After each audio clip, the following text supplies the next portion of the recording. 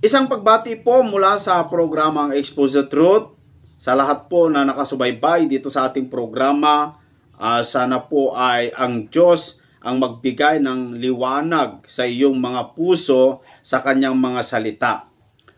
Meron pong nagkomento sa atin na ganito po ang kanyang komento. Galing po ito sa ating kaibigan na si Jerry Castillo, na kung saan tutol siya sa ating pangangaral.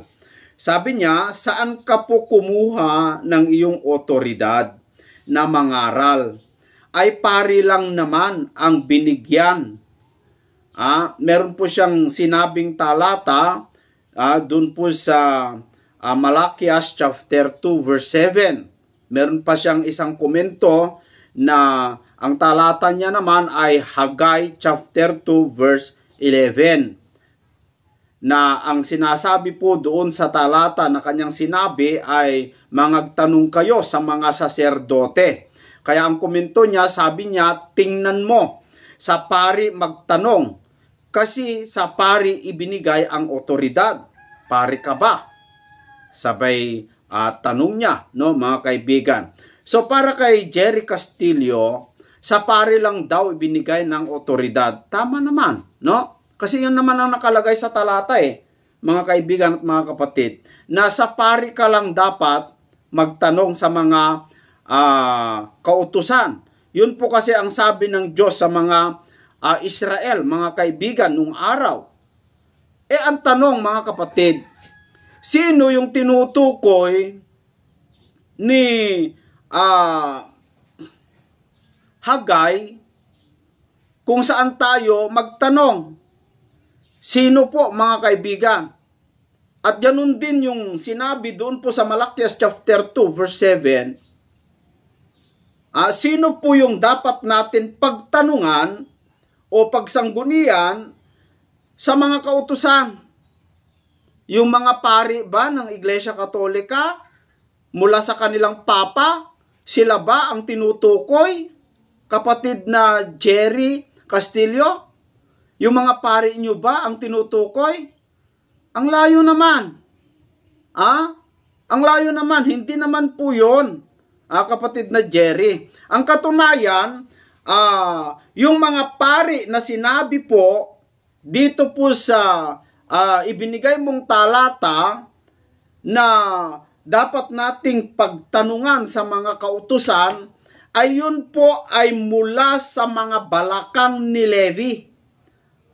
Si Aaron, sila po yung mga saserdote na tinutukoy na kung saan ang mga Israel, dun po lamang sila magtanong sa mga pari, hindi kung kani-kanino. Yung mga pari mo, Jerry Castillo, mga saserdote ba na galing kay Levi? Baka galing lang naman yan sa tabi-tabi mga kaibigan. Hindi po totoo na sa mga pari o sa mga nagaling sa Roma tayo magtanong. Kasi iniiba ang aral. Ang katunayan, dito po sa Malakias chapter 2, sa verse 1 hanggang sa 7, kung atin pong babasahin mga kaibigan, nung wala na yung mga pari na mga anak ni Levi, mula yung mga pari na mula kay Aaron, nung sila po'y nagkamatay na, may mga pumalit na mga pari din. Pero ang nangyari, yung mga pari na pumalit sa kanila, iniba ang aral. Tingnan natin kung ano ang sabi ng Diyos sa mga kanila, no? Yung mga pari na sinasabi itong kaibigan natin. Tandaan po ninyo, ang nangangaral ng mabuting balita o kautusan ng Diyos mula kay na ibinigay kay Moises, nagtuturo sila ng mabuting aral galing sa Diyos. Pero nung nagkamatay itong mga saserdote na galing kay Aaron, nung nawala na po sila si Moises, may mga sumunod na naging pari pero mga swail na. Sabi ng Diyos dito po sa Malakias chapter 2, sa verse 1, Sinabi rin ni Yahweh sa mga pare, kung hindi ninyo ito papakinggan at isa sa puso bilang pagpapangaral sa aking pangalan, susumpain ko kayo at ang mga pagpapalang tinatanggap ninyo bilang mga pare. Sa katunayan, sinusumpa ko na ang mga iyon. Sino? Yung mga pare na Israel. Sapagkat hindi ninyo isinasa puso ang aking mga utos. So yung mga pumalit kay Aaron, kila Moses, nung nagkamatay na sila, yung mga pumalit na bilang pare, hindi na nila isinasa puso yung kanilang batas ni Moises. Nangaral po sila ng hindi po tama. Dito po sa verse 8, subalit lumihis kayo sa daang matuwid. Ito po yung mga pumalit o sumunod sa pagiging pare ng mga si Aaron, mga kaibigan. Sabi ng Diyos, subalit lumihis kayo sa daang matuwid at marami ang nabulid sa kasamaan dahil sa inyong katuruan. Sinira ninyo ang aking kasunduan kay Levi.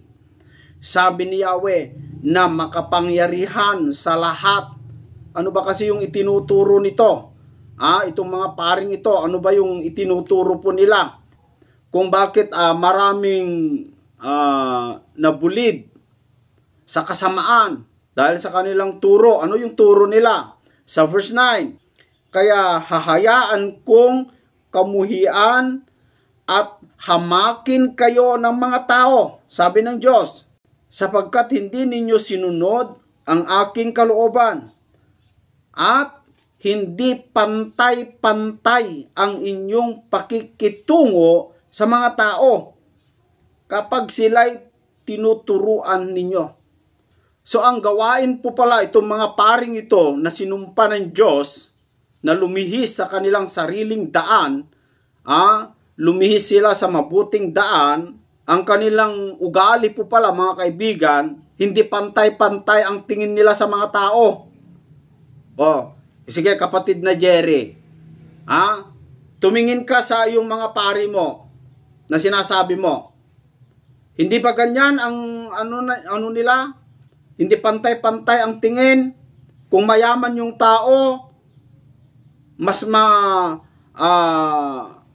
maganda yung serbisyo nila. Kung mas malaki ang bayad, mas maganda yung serbisyo po sa kanila. Pero kung mahirap lamang, wala lang. Ordinaryo. O di ba ganyan? Ginagawa ng pari mo, kapatid na Jerry, kaibigan pala. Pero ang totoong pare, kaibigan Jerry, sabi sa verse 7 na yung binigay na talata, tungkulin ng mga pare na ituro ang tunay na kaalaman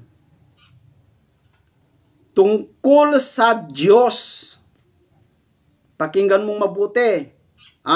Magsiyasat ka. Tungkulin ng mga pare daw na ituro ang tunay na kaalaman tungkol sa Diyos. Sila ang dapat sangguniin ng mga tao tungkol sa aking kalooban, sapagkat sila ang mga sugo ni Yahweh na makapangyarihan sa lahat. Sino yung mga pari na yon? Ito, nung panahon ni Moises, wala kang dapat pagsanggunian ng mga aral o kautusan ng Diyos, kundi mga pari, dahil sila po ang nagtuturo ng tama tungkol sa Diyos. Pero ito, yung mga lumabas sa balakang ni Levi, sila Aaron, sila Moses, si Zacarias, sila yung matuwid na pare. Tungkulin kasi nila ang magturo ng tunay na kaalaman tungkol sa Diyos. O, kita mo? Pero may mga pare na sinumpa ng Diyos na hindi nagtuturo ng tama. ang ginagawa po ang mga paring ito ay hindi pantay-pantay ang pagtingin nila sa mga tao. Kung mayaman, mas maganda ang serbisyo. Kung mahirap lang, wala lang. May ikasal na mayaman, red carpet pa nga eh. Hindi pantay-pantay eh. Kaya sinumpa ng Diyos, hinayaan kayong kamuhian at hamakin kayo ng mga tao sapagkat hindi ninyo sinunod ang aking kalooban. At hindi pantay-pantay ang iyong pakikitungo sa mga tao. Tama naman eh. Yung pari mo, hindi naman pantay-pantay ang pakitungo nila. Ay, naku, kaibigan Jerry Castillo. Hindi yung mga pari mo ang tinutukoy sa verse 7. Dahil yung tinutukoy sa verse 7, tungkulin daw ng mga pari na ituro ang tunay na kaalaman tungkol sa Diyos. Nagtuturo ba ng mga pari mo ng katotohanan tungkol sa Diyos? Bakit sila gumawa ng mga rebulto? Bakit lumuluhod kayo sa mga rebulto? Bakit hindi pantay-pantay ang pagpakitungo nyo sa mga tao? Bakit may mas mahal? Kung sa bayad ay mas mahal, mas maganda serbisyo. Pero kung mahirap ay bakit hindi pare-pareho? Kaya wala yan, hindi po. Ay naku kaibigan, magising ka sana. Untugin mo yung ulo mo para magising ka sa katotohanan. Bakit mga kaibigan? Kasi saan mo nabasa sa Biblia na may purgatorio at doon sa purgatorio ay lilinisin ng mga tao? Meron bang talatan yan? Na doon sa purgatorio, doon po lilinisin, pabanalin ang tao para makapasok sa langit. Meron ba? Ang naglilinis sa tao, ang nagpapabanal sa tao, kaibigan Jerry Castillo, salita ng Diyos. Salita ng Diyos ang magpapabanal sa tao. Siya yung maglilinis sa tao. Hindi po yung pare. Hindi po yung panalangin mo sa mga patay na nandun sa purgatorio. Paano nyo nalaman nandun sa purgatorio yung tao? Napuntahan nyo na ba? Alam nyo ba na nandun? Pero dahil mayroong bayad, na kung malaki yung bayad doon sa panalangin sa mga patay, pausok-usukan naman yan may pausok-usok kunwari para maging totoo. And then tapos, kung ano-ano gawin, ano-anong ritual na gawin ng pare, andun na sa langit, malinis na. Katarantaduang unawa yan. Sino nagsabi na sa pamamagitan ng pausok-usok ng insenso ay malinis yung tao doon sa purgatorio tapos pumunta sa langit? Saan mo nakuhang aral yan? Wala yan. Wala yan sa Biblia. Ang nagpapabanal sa tao ay ang salita ng Diyos. Unang Tesalonica Kapitulo 5:23. At pakabanalin kayong lubos ng Diyos din ng kapayapaan. At ang iyong espiritu at kaluluwa at katawan ay ingatang buo na walang kapintasan sa pagparito ng ating Panginoong Hesukristo. Sa John chapter 17, sa verse 17, sabi ng ating Panginoong Hesukristo sa kanyang panalangin ay heto, pakabanalin mo sila. Panalangin ito ng ating Panginoong Hesukristo sa kanyang Ama. Pakabanalin mo sila. Sino nagpabanal? Yung nobena, yung panalangin ninyo, yung insenso ninyo, yung dasal po ninyo, hindi. Ano sabi ng Panginoong Hesukristo? Pakabanalin mo sila. Sa katotohanan. Ang salita mo'y katotohanan. O di ang Diyos ang nagpapabanal, hindi yung panalangin po ninyo. Kasi kapag nandun na po sa Hades, Hades kasi bilangguan ng mga espiritu, kung andun na po yung patay, wala nang kapangyarihan pa pumunta sa langit. Naghihintay na yon ng paghatol, kahatulan. Kaibigan Jerry, ibinibida mo yung mga pari mo. Taliwas nga yung tinuturo Wala nga sa banal na kasulatan. Saan mo kinuha? Ipadasal ang mga patay para mapunta sa langit. Ganun ba ang kaligtasan? Ang kaligtasan galing sa Diyos. Galing sa Diyos yung kaligtasan, hindi po galing sa tao. Hindi po ito gawa ng tao, hindi panalangin ng tao, kundi ito po ay bigay ng Diyos.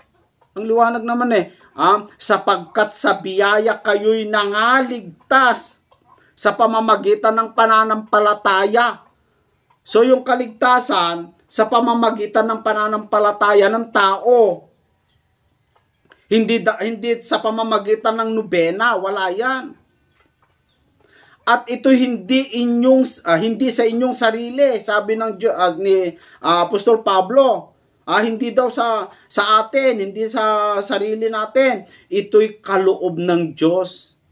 Ibinigay ng Diyos. Sa paanong paraan? Sa pamamagitan ng pananampalataya. Paano ka magkaroon ng pananampalataya? Roma 10:17. Kaya nga ang pananampalataya nanggagaling sa pakikinig. Maliligtas ka sa pamamagitan ng pananampalataya, at kung paano ka magkaroon ng pananampalataya, yung pananampalataya na yon, manggagaling yon sa pakikinig. At ang pakikinig ay sa pamamagitan ng salita ni Kristo. Yan. Mag-aral ka, kapatid na Jerry. Huwag ka lang makinig sa pari mo. Kasi kung sa pari mo makikinig ka lang, wala kang kaligtasan dyan. Puro ribulto ang ituturo niyan. Sign of the cross. Pagkain ng ostya. Yun yung matutunan mo dyan. Kapatid, sana matauhan ka. Sino yung pare na nagtuturo ng tama? Sino yung pare na dapat nating pakinggan? Kaibigan Jerry, sino yung pare na yon? Dito po sa Hebreo, chapter 7 sa verse 12, ganito ang sinasabi, sapagkat ng palitan ng pagkasaserdote ay kinailangan palitan naman ang kautusan. Si Kristo, nung pinalitan niya ang pagkasaserdote ng mga Levita, pinalitan na rin ang kautusan. So si Kristo na ngayon ang pari natin. At yung pagkapari niya walang kapalit. 17, sapagkat pinatotohanan tungkol sa kanya si Kristo, ikaw ay saserdote magpakailanman, ayon sa pagkasaserdote ni Melchizedek. Sa 21, sapagkat sila'y sa katotohanan ay ginawang mga saserdote na walang sumpa. Yung mga Levita ang tinutukoy, datapwat siya, si Kristo, may sumpa, may pangako. Sa pamamagitan niya nagsasabi tungkol sa kanya, ang Diyos, sumumpa o nangako ang Panginoon at hindi siya nagsisisi. Ikaw, sabi niya kay Kristo, ay saserdoteng magpakailanman. 24, datapwat siya sapagkat namamalagi magpakailanman ay may pagkasaserdote siyang di mapapalitan. Yung mga pari mo, hindi nila pinalitan si Kristo. Si Kristo lamang po ang pari natin magpakailanman at wala nang kasunod. Hindi mapapalitan. Sabi kasi nila, yung Santo Papa daw, yung kahalili ni Kristo. Siya daw yung kahalili Sino nagsabi may kahalili? Walang kapalit. Walang kapalit si Kristo. Siya yung saserdote magpakailanman. Siya yung dapat nating sangguniin sa mga kautusan ng Diyos. Dahil nasa Kanya yung mga batas. Basahin mo lang ang Biblia, andun yung mga batas ng Diyos. Yun mga tinuro ng mga apostol. Meron ba tinuro ng mga apostol? Yung mga apostol ba ay lumuhod sa mga santo? Gumawa ba sila ng mga rebulto ni Abraham? Gumawa ba yung mga Kristiyano nung araw, yung mga apostol? Gumawa ba sila ng rebulto ni Abel? Gumawa ba sila ng rebulto ni Moses at linuhudan? Wala naman eh.